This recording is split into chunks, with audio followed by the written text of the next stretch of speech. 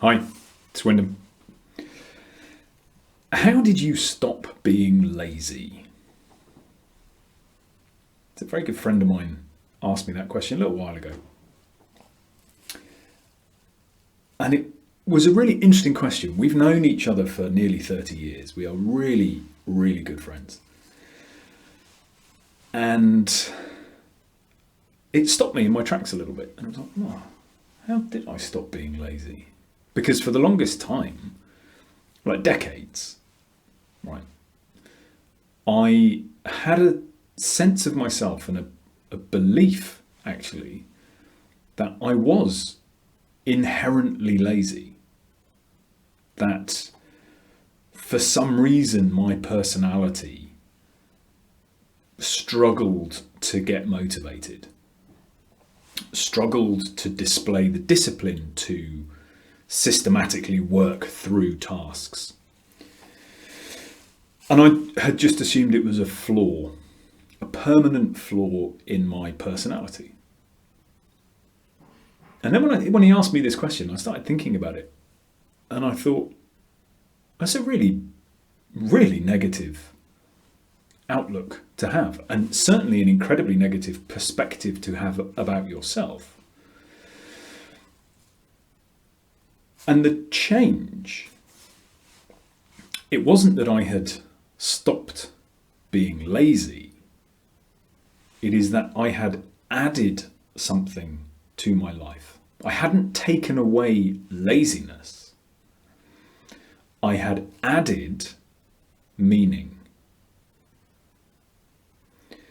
When we were talking about this, it was the first time I had given myself the space to mentally figure out what had changed.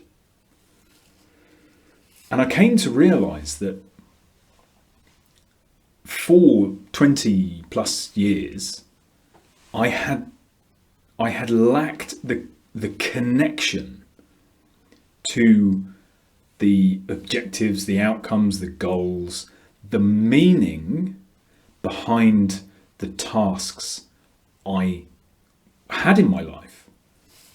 So from a work perspective, I couldn't get excited about the task because I wasn't deeply connected and aligned with what I perceived the intended outcomes to be.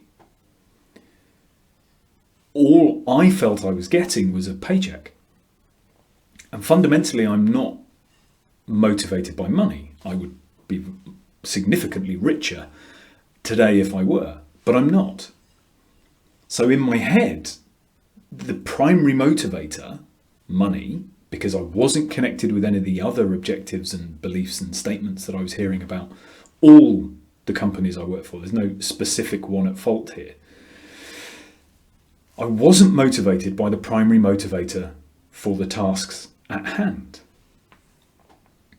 And so my commitment to those tasks could never be 100%.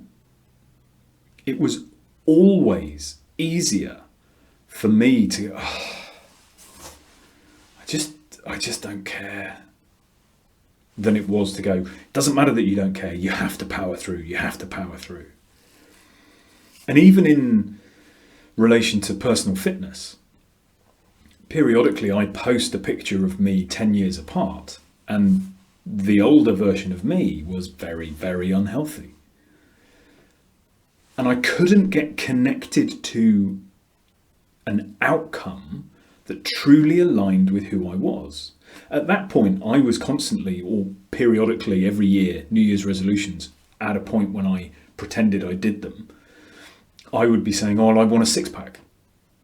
And then I would spend all year eating sausage rolls, drinking too much beer, not exercising, and getting to the end of the year and feeling bad about myself for not having achieved a goal. But again, when I reflected on that, and the change happened when I pushed aside those external goals, those adopted, well, society says a man my age is in great shape if he's got a six-pack, therefore that's what I'm going to do. I'm going to do this thing to show something externally. And it never worked because I fundamentally didn't care about getting a six-pack. That all changed when I realised actually why I want to be fit is because I want a long, rewarding, adventure-based life. I want for the rest of my days until my last breath to be independent, to be able to take advantage of opportunities as they arise. I don't want my opportunities to shrink as my age increases. And as soon as I connected with that, that is something I can believe in. And that changed my approach to my personal well-being and my personal fitness. And my personal fitness was the gateway to my personal approach to self-growth. So when my friend says, how did you stop being lazy? I didn't look to remove laziness. Laziness was the symptom of being disconnected from meaning in my life.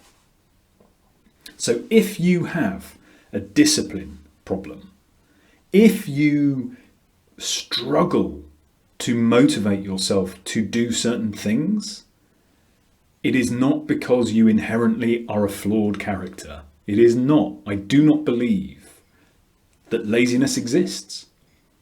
What I do believe exists are passion gaps and meaning gaps. When we are passionate, when we are deeply connected to the meaning of what we are doing, all bets are off. We are capable of incredible transformation, of incredible achievements. But for me, not if we don't care about them. So, ask yourself, are there times when you frustrate yourself through lack of discipline? Are there moments where you think, I'm just being lazy. I am lazy. It is part of who I am. I wish it were different, but there's nothing I can do about it. How often are these moments coming up in your life? Because I guarantee you're not lazy. You just have a lack of meaning in your life. And if even in the activities that you don't want to do, if you can find meaning in those activities, I promise you they become much easier. I happen to struggle doing arguably my fair share of the housework. Now, my wife and I, we have a balance of it. I do almost all the cooking and 90% of the ironing, albeit it is 95% mine. She does a lot of the vacuuming and the cleaning and all that kind of stuff. And I don't enjoy doing it.